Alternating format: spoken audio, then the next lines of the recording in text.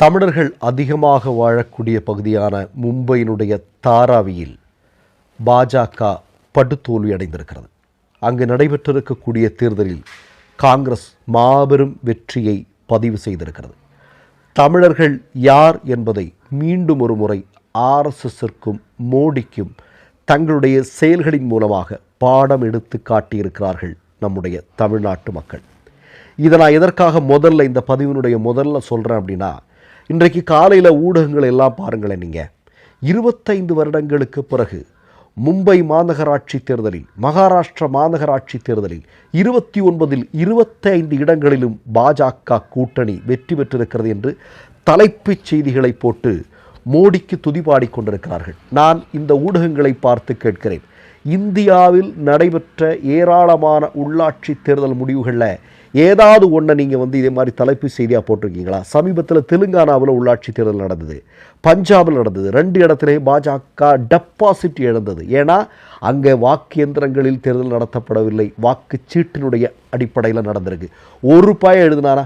எழுதலை. ஆனால் வாக்கு எந்திரத்தின் உதவியோடு நடைபெற்றிருக்கக்கூடிய மகாராஷ்டிரா உள்ளாட்சி தேர்தல் முடிவுகளை பற்றி அவ்வளவு குதூகலமாக பேசுகிறீங்களே, அதற்காகத்தான் உங்களுக்காக சொல்கிறேன்.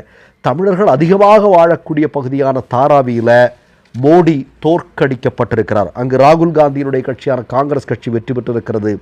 5406 வாக்குகள் வாங்கி ஆஷா தீபக் என்று சொல்லக்கூடிய காங்கிரஸ் கட்சியினுடைய வேட்பாளர் மாபெரும் வெற்றியை பதிவு செய்திருக்கிறார். சரி, மகாராஷ்டிரா உள்ளாட்சி தேர்தலில் என்ன நடந்திருக்கு?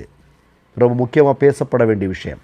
முதல்ல ராகுல் காந்தி சொல்லியிருக்கக்கூடிய ஒரு செய்தியை நான் உங்களுக்கு சொல்கிறேன். அதாவது, ஓட்டு போட்டால் மை வைப்பாங்க இல்லையா, கையிலெல்லாம் நமக்கு எல்லோரும் வைப்பாங்க இல்லையா, அந்த மை இந்த முறை தேர்தல் ஆணையம் பயன்படுத்தி இருப்பது என்பது நீங்கள் போட்டுட்டு கையால் அழித்தாலே அது போயிடும். இந்த மாதிரி திட்டத்தோட தேர்தல் ஆணையம் மோடிக்கு ஆதரவாக களத்தில் இறங்கியதன் மூலமாக ஏராளமான கள்ள ஓட்டுக்கள் மகாராஷ்டிரா உள்ளாட்சி தேர்தலில் போடப்பட்டிருக்கின்றன அப்படின்னு நான் சொல்ல.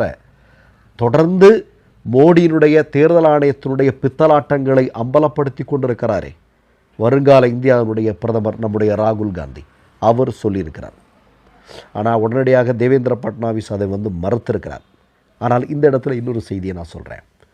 பூனேயில் சில தினங்களுக்கு முன்பு இதே ஆர்எஸ்எஸ் அடிமை ஊடகங்கள் தேவேந்திர பட்னாவிஸ் இந்த தேர்தல் உள்ளாட்சி தேர்தலை விட்டு ஒரு மாபெரும் கூட்டத்திற்கு ஏற்பாடு செய்திருந்தார். தேவேந்திர பட்னாவிஸ் யார் அப்படிங்கிறது உங்களுக்கு தெரியும். பாஜகவினுடைய முதலமைச்சர் இல்லையா? அவர் ஒரு மிகப்பெரிய கூட்டத்திற்கு ஏற்பாடு செய்கிறார். கடைசி நேரத்தில் அந்த பொதுக்கூட்டத்தை